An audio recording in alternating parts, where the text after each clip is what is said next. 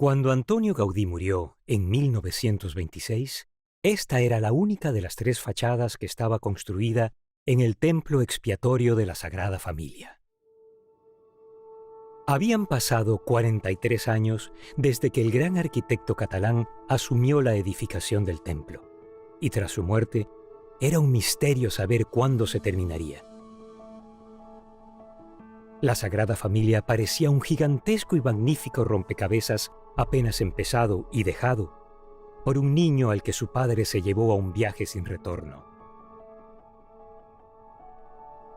Hoy, más de 135 años después, el templo sigue en construcción y es el edificio más visitado en Barcelona. Ocupa el 9º puesto entre los 10 primeros en el mundo y lidera el ranking español.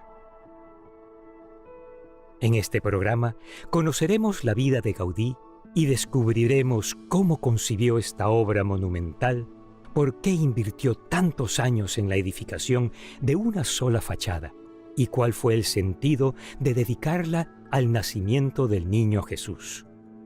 Pero antes, empecemos con el nacimiento del mismo Gaudí.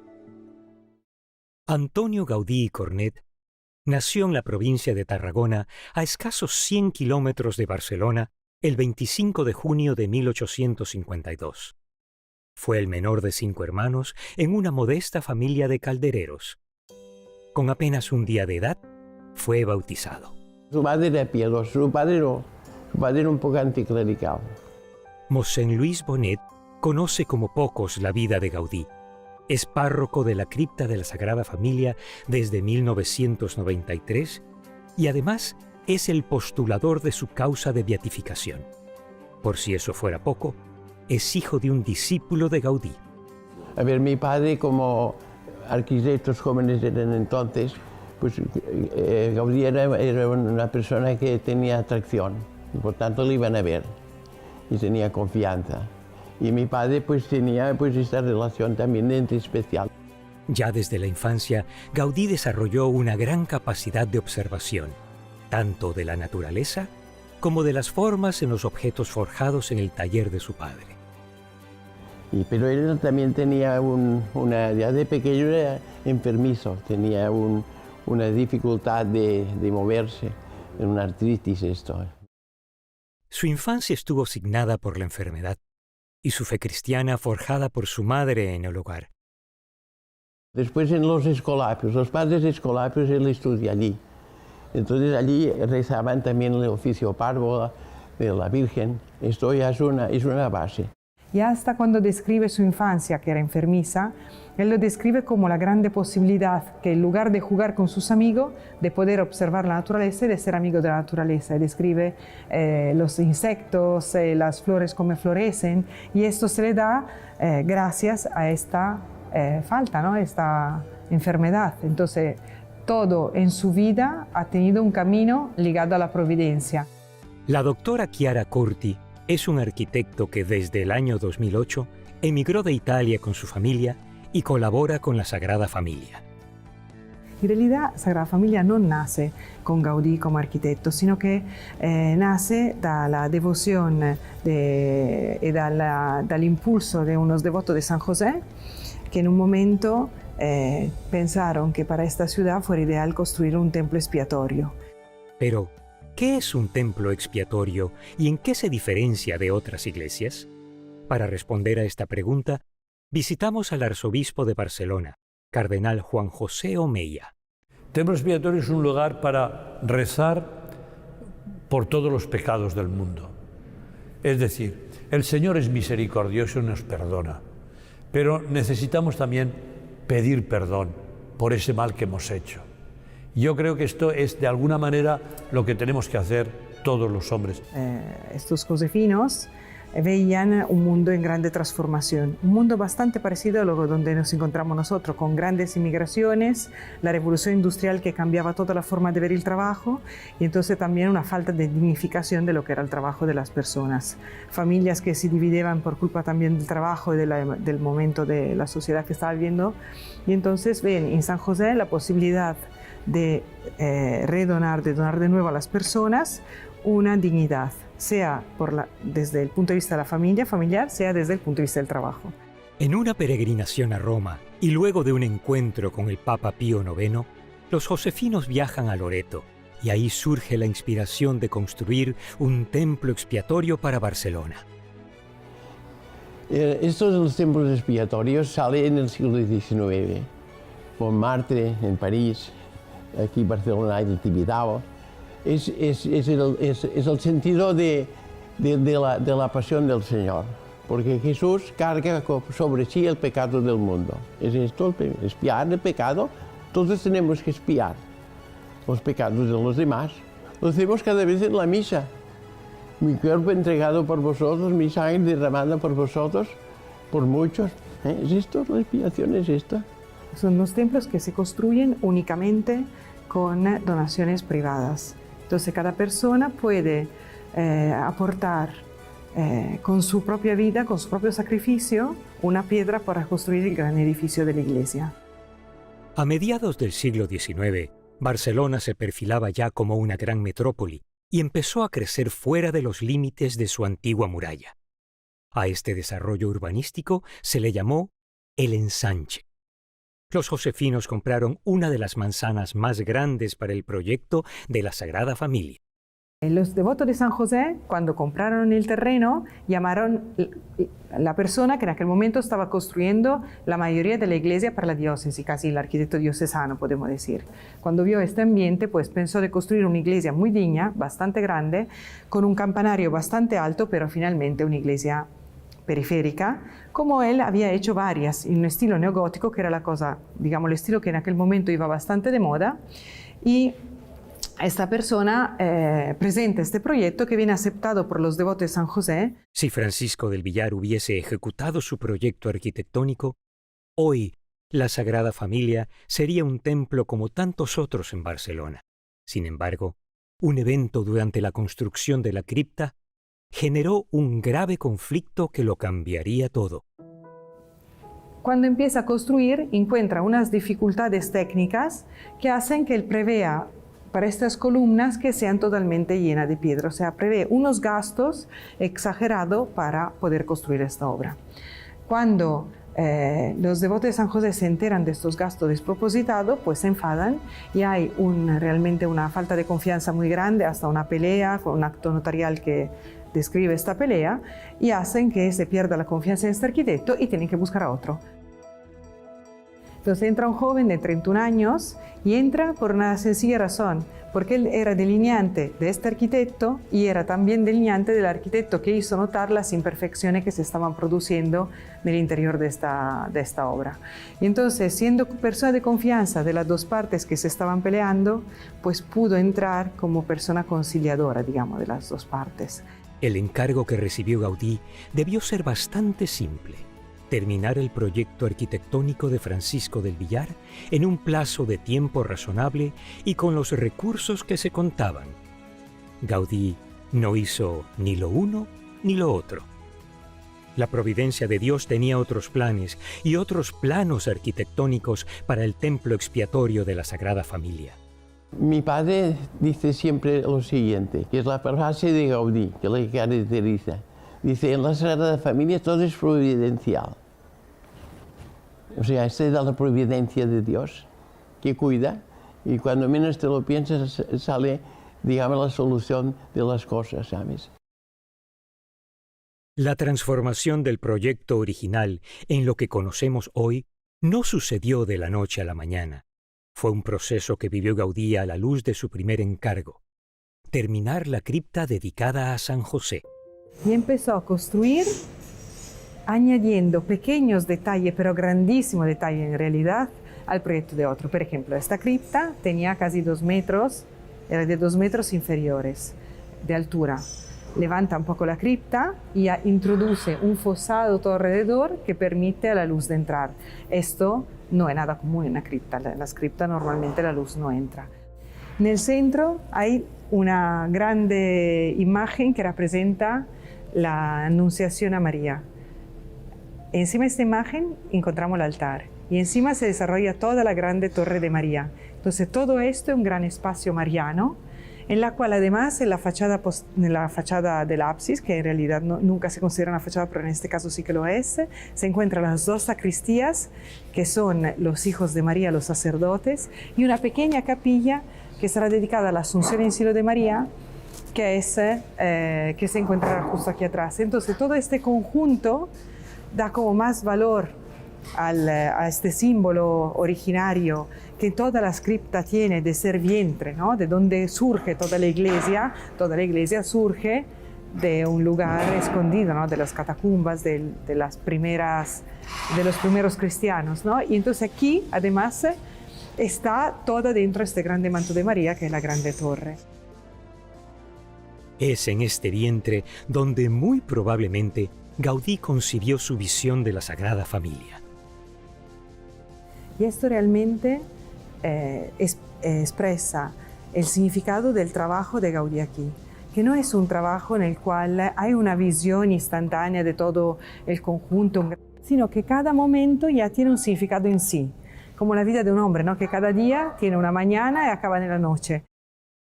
Gaudí se fue consolidando como uno de los principales exponentes del modernismo catalán.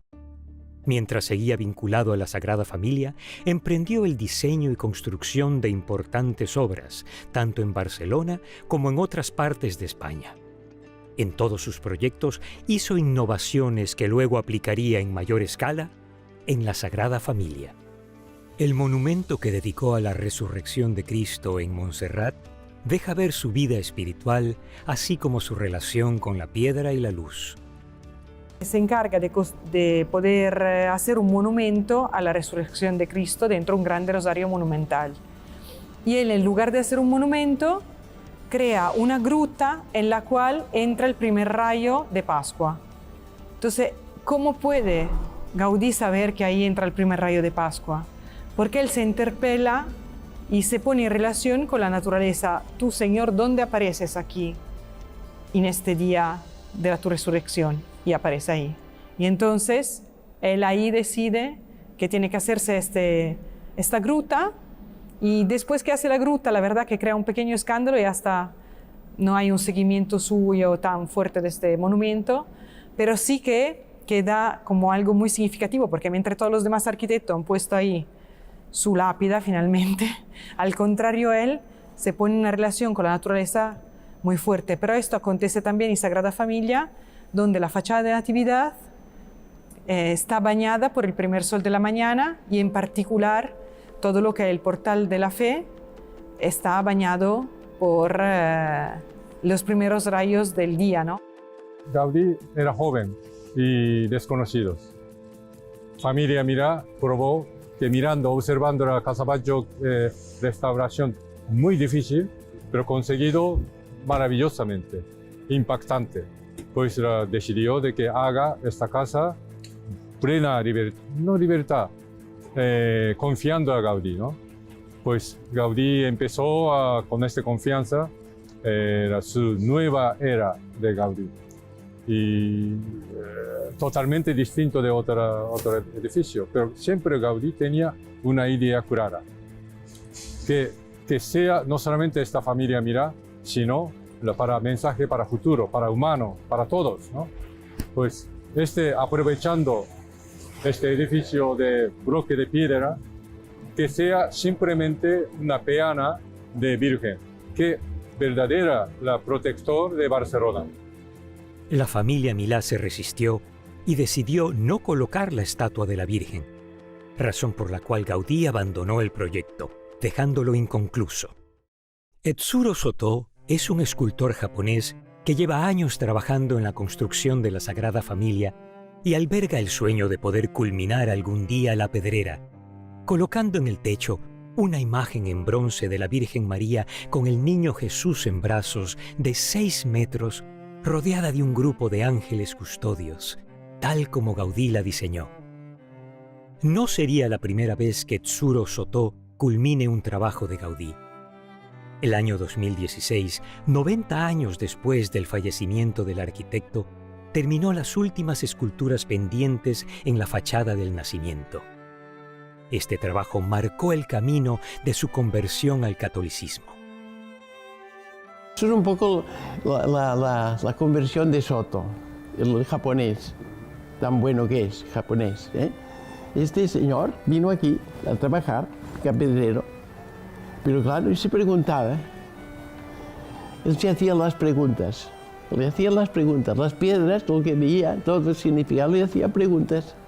Todo el mundo quiere conocer quién es el Gaudí. Nosotros no somos turistas, tenemos que continuar la obra de Gaudí. Por eso, primero que digo a mis compañeros, no mire a Gaudí. Mirando Gaudí, no encontrarás. Porque tú piensas que allí está Gaudí. No, Gaudí no está allí. Otro lado está allí. Esto me enseñó Gaudí. Por tanto, ahora digo, no mire Gaudí. Mire dónde miraba Gaudí. Y este momento me sentí que yo entró Gaudí. Y Gaudí entró a mí.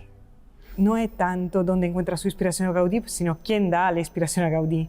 Porque Gaudí era una persona que no quería en ningún momento ser él el creador de Sagrada Familia o él el creador de sus obras, sino ser un colaborador del creador. Y entonces él tiene una posición humana de preguntar siempre al Señor, preguntar siempre a Dios qué tiene que hacer. Y esto se ve en todos los aspectos de su obra, que nunca él tiene una iniciativa de creador, porque la creación que luego él lleva a cabo es inmensamente más grande de la imaginación que puede tener un hombre. Es realmente una inspiración divina. Yo creo que es un hombre de una gran oración. Y muchas de las cosas que él iba plasmando en su proyecto de basílica, las pensó, entre otros lugares, ahí en la Catedral de Barcelona, la catedral donde él se sentaba en un banquito, que hay una madera, al lado del coro, donde cantaban los canónigos. Él se sentaba allí en un rinconcito, en un pequeñito banco, y se quedaba extasiado en oración. Y es a través de esa vida o ese pensamiento orante donde él va plasmando todo en el proyecto. Por eso no hay verdadero cristiano si no hay a la base oración y vida litúrgica. También formación y catequesis. Las tres unidas, pero la vida de oración es muy importante. Gaudí siempre repetía, no soy yo que construyo Sagrada Familia, es Sagrada Familia que construye a mí. O sea, este es un cambio, una conversión de su corazón, de su vida, en la construcción de la Sagrada Familia, y que empieza justamente creando estas semillas, como esta capilla, una pequeña semilla que te da la posibilidad de reconocer cómo ir adelante. Y de hecho, la fachada de actividad, el grande cambio que produce Gaudí en Sagrada Familia. Tenía una iglesia neogótica, una iglesia de las dimensiones bastante inferiores, pues se puede decir hasta un quinto más pequeña respecto a la construcción actual, y recibe una grandísima donación. La decisión de dejar el proyecto original fue un momento decisivo tanto para los devotos de San José como para el mismo Antonio Gaudí, y solo puede entenderse desde el sentido espiritual de ser un templo expiatorio. Con esta donación, muy probablemente se hubiese podido construir todo el templo, acabar el templo. Pero entonces la intuición ha sido de pensar, si yo acabo todo este templo, nadie más podrá espiar a través de esta construcción. Y entonces la nuestra esperanza es que desde ahora en adelante siempre lleguen donaciones de este tipo, enormes. No ha sido verdad, pero la esperanza reside en el hecho que un acontecimiento especial de tu vida se pueda repetir cada día. Y entonces con esta donación se empieza la construcción de una fachada que gaste todo el dinero de esta donación. La fachada del nacimiento fue el mayor reto de Gaudí como arquitecto. Su entusiasmo y compromiso lo llevó a dar todo de sí para plasmar los misterios de la encarnación del Señor Jesús de la mejor manera y siendo fiel a su visión artística, aún a pesar de los numerosos obstáculos y cuestionamientos a su obra. Mira, Gaudí tenía la frase cuando le preguntaban sobre eso del templo, dice, mi cliente no tiene prisa. Hay una anécdota sobre el expiatorio súper bonita de Gaudí, que él se dirige él mismo, faltando dinero en Sagrada Familia, se dirige a los grandes, los personajes de la ciudad para pedir dinero. Cuando se dirige a uno, le presenta un cheque con mucho dinero y Gaudí le agradece. La otra persona responde diciendo, no te preocupes, para mí esto no es nada. Al que Gaudí rompe el cheque porque dice, si no es nada, tampoco es expiatorio, obligándole a triplicar la suma para que sea algo para él también, ¿no? Cuando le preguntaron, quiero terminar, dice San José, y pues otra vez, usted no lo va a ver. Dice, en el cielo veremos cosas mejores. No está terminado, se hace y no pasa nada. Ahora tienen prisa, demasiada prisa. Prisa quiere decir equivocarse. No tienen que tener prisa. Ahora tienen que terminarse pronto. Centenario, no, yo qué sé, es igual, tanto me da. En el cielo veremos cosas mejores, ¿ves? Actitud de Gaudí. Providencial. Él cada día recibía, una vez a la semana, una lechera donde él iba todos los días a comprar, a beber un vaso de leche, le daba una moneda para dar al templo. Y el mismo valor tiene aquella donación muy grande como aquella moneda. Los últimos 15 años de su vida, Gaudí se entregó por completo a la construcción de la Sagrada Familia. Incluso llegó a mudarse al templo, acrecentando su vida espiritual y dejándose construir, como él mismo decía, por la Sagrada Familia. El resultado fue un conjunto arquitectónico de una belleza y simbolismo impresionantes.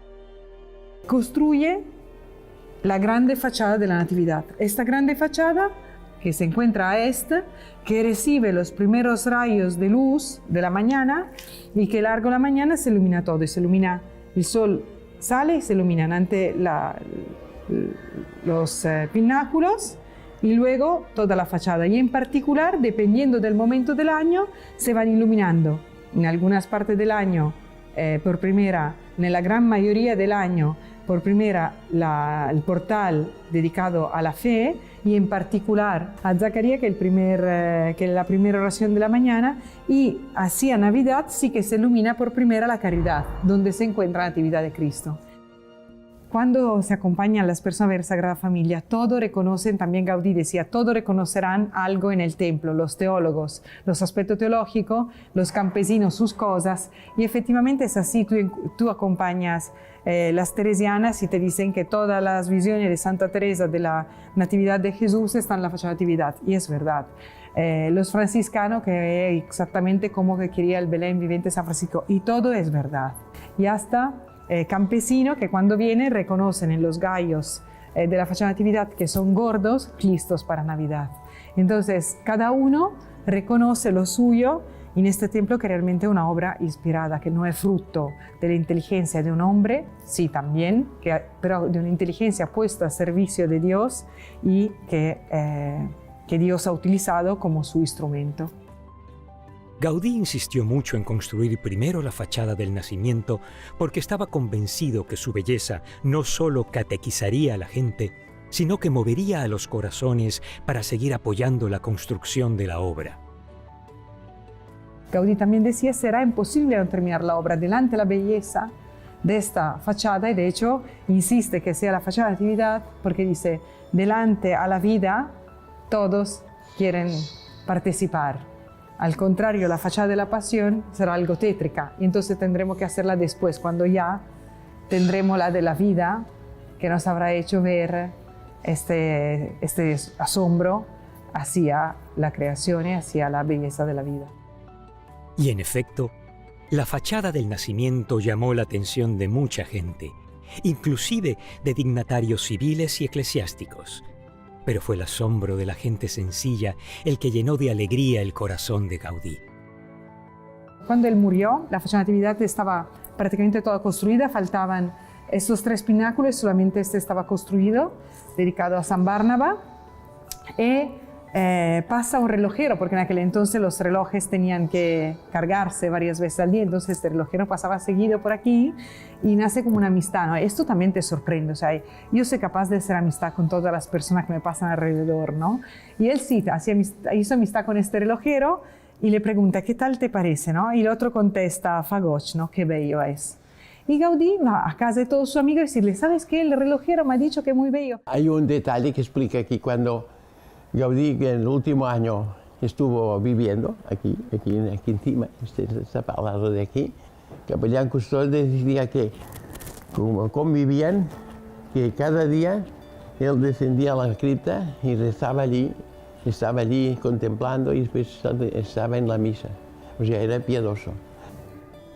Gaudí estaba seguro que no hubiese podido terminar el Templo de la Sagrada Familia, pero también tenía la conciencia muy grande, o sea, un instrumento bueno cuando la mano lo maneja, ¿no? Cuando está pegado a la obra. Y de hecho él tenía esta confianza total en la providencia, y hasta cuando faltaba dinero, él le veía un bien, porque decía, esta falta de dinero hace que no se construya tanto y yo tenga tiempo para pensar el proyecto en su conjunto. Si no, no tendría tiempo, tendría que estar siempre en la obra. La tarde del 7 de junio de 1926, Antonio Gaudí probablemente estaba abstraído pensando en los siguientes pasos para la construcción de la Sagrada Familia, cuando un tranvía lo atropelló mientras caminaba a la iglesia de San Felipe Neri. Lo cierto es que, por sus ropas raídas, fue tomado por un vagabundo y no fue auxiliado a tiempo. 3 días después, a los 73 años, murió. El pueblo de Barcelona se volcó a las calles para darle un último adiós, manifestando así su amor y gratitud. Y de hecho, el funeral multitudinario que llenó las calles de Barcelona por 3,5 kilómetros siguiendo el féretro, habla de una persona que en realidad tenía una vida muy grande con todas las personas que le rodeaban, porque durante este funeral, tal como Mosén Luis se hizo ver todos los periódicos, hubo personas que pararon el féretro para hacer cantos, lanzos de flores, un montón de gestos que lo haces no por curiosidad, porque realmente con aquella persona tiene su roce. Hoy, los restos de Gaudí descansan en la cripta de la Sagrada Familia, mientras afuera, el templo sigue construyéndose contra viento y marea.